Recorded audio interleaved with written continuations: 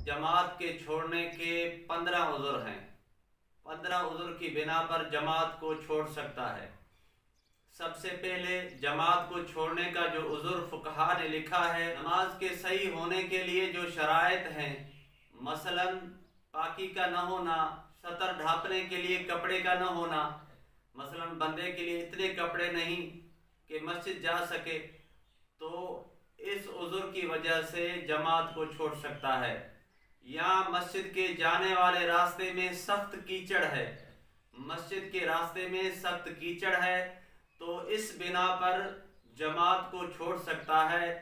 इतनी सख्त सर्दी है कि बाहर निकलेगा तो बीमार होने का गालिब गुमान है, या बीमार है तो उसकी बीमारी बढ़ जाएगी, तो इस उज़्र पर जमात को छोड़ना जायज़ है। या मस्जिद में जाने में माल और असबाब के चोरी होने का खतरा हो कि मस्जिद में जाऊंगा, पीछे चोर आएंगे, मेरा माल चोरी कर जाएंगे, मेरा असबाब चोरी कर जाएंगे, तो इस बिना पर जमात को छोड़ना जायज़ है। मस्जिद में जाने पर किसी दुश्मन का खौफ हो कि मस्जिद में जाऊंगा कि दुश्मन मुझे तकलीफ पहुंचाएगा, तो इस बिना पर जमात को छोड़ना जायज़ है। मस्जिद में जाने पर किसी कर्ज खा के मिलने का खौफ हो, कर्ज खा मकरूज को तकलीफ पहुंचाएगा, इस शर्त पर कि उसे कर्ज देने की ताकत न हो। अगर कर्ज देने की ताकत हो फिर भी मस्जिद में न जाए, तो इस उज़्र पर जमात को छोड़ना जायज़ नहीं। हाँ, कर्ज देने की ताकत न हो, मुफलिस हो, गरीब हो, तो वो मस्जिद में जाने का इरादा करे, उसे कर्ज खा तकलीफ पहुंचाए, तो इस बिना पर जमात को छोड़ना जायज़ है।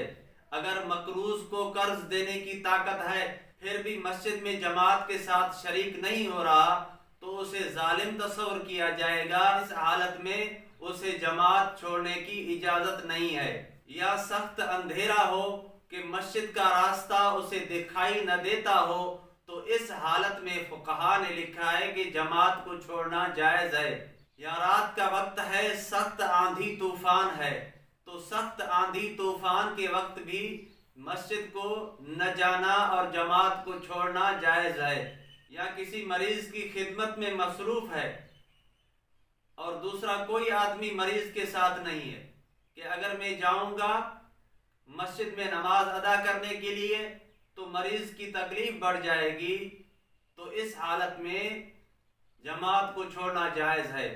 किसी मरीज की खिदमत में मसरूफ़ हो और उसके जाने से मरीज को तकलीफ बढ़ जाने का खौफ हो, दूसरा आदमी भी मौजूद न हो, या मरीज में वहशत बढ़ जाने का खौफ हो कि मरीज में वहशत हो जाएगी, तो इस हालत में भी जमात को छोड़ सकता है।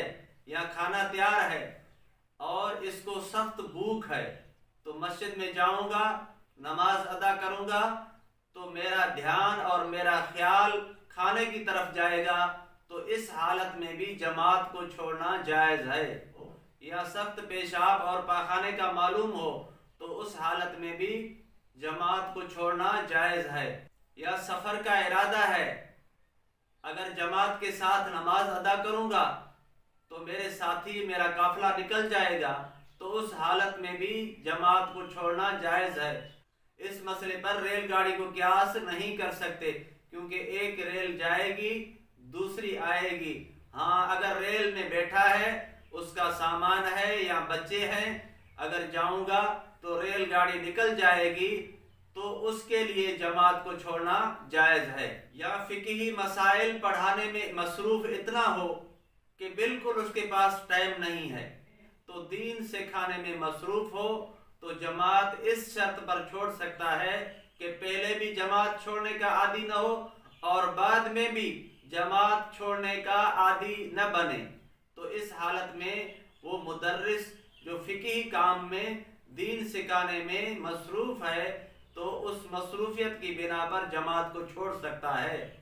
या किसी को ऐसी बीमारी हो जिससे मस्जिद की तरफ चल न सके, ऐसी बीमारी लायक हो कि मस्जिद की तरफ चल न सके, या दोनों पांव कटे हुए हैं या नाबीना है, तो इस हालत में भी जमात को छोड़ना जायज़ है। अल्लाह तबारक व तआला से दुआ है कि अल्लाह तबारक व तआला हम सबको दीनी मसाइल सीखने की तौफीक अता फरमाए। वमा अलैना इल्लल बलाग।